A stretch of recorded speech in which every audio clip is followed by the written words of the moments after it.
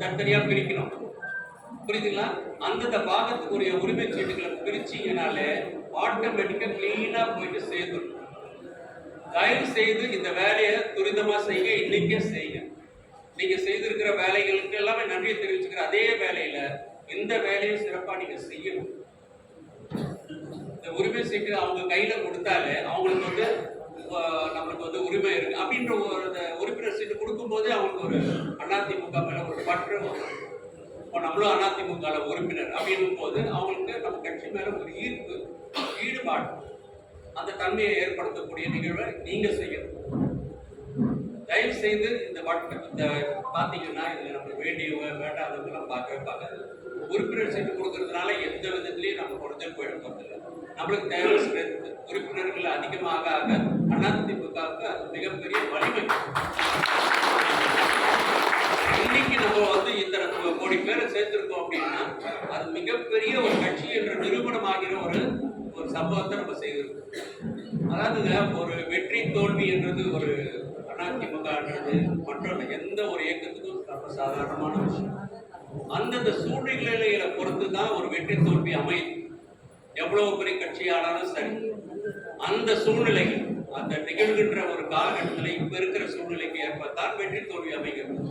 அதனால நமக்கு வெற்றி கிடைக்கல அப்படின்றதுனால நம்மளுடைய வாய்ப்பே இல்லைன்ற மாதிரி ஒரு சூழ்நிலையை நம்ம ஏற்படுத்திக்க வேண்டும். இந்த நிலைகள் எல்லாம் மாறும். கடந்த காலத்துல நடந்த சூழ்நிலையில எலெக்ஷன் எப்படி நடந்ததுன்னா மத்திய அரசுல யார் மாற்றம், பாரதிய ஜனதாவா அல்லது காங்கிரஸா அப்படின்னு தான் மக்கள் ஓட்டு போட்டு அன்னைக்கு சூழ்நிலைக்கு அந்த ரிசல்ட்டை கொண்டு வந்தாங்க. ஆனா 2026 நடக்க போற எலெக்ஷன் நமக்கான எலெக்ஷன். நம்முடைய தேர்தல், இந்த தேர்தலில் அதிமுக 200 சீட்டுக்கு குறையாம வெற்றி பெற இதே குளத்தூர்ல மக்களுடைய மனதில் மாற்றம் ஏற்பட்டுச்சுன்னா சிஎம் இல்லை எந்த ஒரு பிரைம் மினிஸ்டர் நின்னா கூட தோற்கடிக்கக்கூடிய ஒரு சூழ்நிலையே ஏற்படுத்தும். ஆக ஒரு மாற்றத்துக்கு உண்டான காலகட்டம் நெருங்கி கொண்டிருக்கிறது. அந்த மாற்றத்திற்கு நாமும் துணையாக நின்று அந்த மாற்றத்தை ஏற்படுத்துவதற்கு நாம் அந்த வேலையை பக்கபலமாக இருந்து செய்ய வேண்டும். அதிமுக ஒரு மாபெரும் இயக்கம். இந்த இயக்கத்துக்கு தோல்வி என்பதே கிடையாது.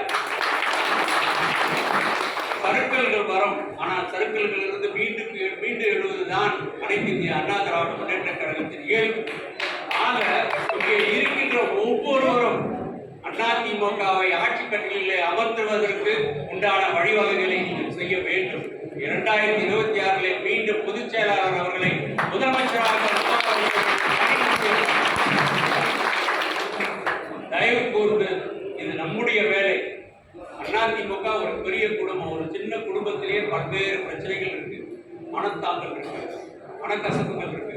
எல்லாத்தையும் மறந்து எப்படி ஒரு குடும்பம் இயல்பாக நடைபெறுகிறதோ அதே போன்று அனைத்து இந்திய அண்ணா திராவிட முன்னேற்ற கழகம் பல மனமாச்சரியங்கள் இருந்தாலும் நாம் அனைவரும் ஒன்று கூடி மறுபடியும் அதிமுகவை வெற்றி பெற செய்ய வேண்டும் என்பதற்காக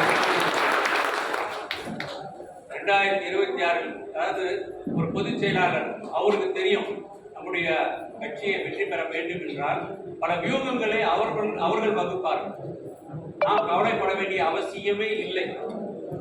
யோகங்களை வகுக்கக்கூடிய இடத்திலே அவர் இருந்து கொண்டிருக்கிறார். நிச்சயமாக நமது கட்சியை வெற்றி பாதையில் அழைத்து செல்வார் என்பதிலே யாருக்கும் எந்தவித சந்தேகமும் இருக்க முடியாது. ஆக நாம் அனைவரும் ஒன்று சேர்ந்து பாடுபட்டு அவருக்கு பக்கபலமாக இருந்து தோளோடு தோள் நின்று அவர் கூறுகின்ற அனைத்து செயல்பாடுகளுக்கும் நாம் பக்கபலமாக இருக்க வேண்டும் என்பதற்காகத்தான் இந்த கூட்டம். அதே போல நான் சொல்லிட்டேன் ஏற்கனவே, தயவு செய்து உட்கார்ந்து இந்த கார்டுகளை பிரித்து நம்முடைய வீட்டு வேலையை எப்படி செய்வோமோ அதே போன்று இந்த பணியை சிறப்பாக செய்ய வேண்டும். ஒவ்வொருத்தரும் உங்களுக்கு முடியல அப்படின்னா பகுதி செயலாளரை கூப்பிடுங்க, மற்ற நிர்வாகிகளையும் கூப்பிடுங்க, பாக பொறுப்பாளரையும் கூப்பிடுங்க, உட்கார வச்சுக்கோங்க. உங்கள் வட்ட செயலாளர் வீட்டில் ஒரு 10 பேர் 15 பேர் உட்கார்ந்தீங்கன்னா நிச்சயமா அதெல்லாம் அழகாக செட்டில் பண்ணும். ஒவ்வொருத்தரும் அந்தந்த பாகத்துக்குரிய ஒரு 2 தெருவோ 3 தெருவுக்கு உரிய கார்டை தனியாக பிரிச்சுருங்க. 15 பாகம் இருக்கிற 15 பாகத்துக்குரிய கார்டு தனியாக பிரிச்சுருங்க. அதுக்கப்புறம்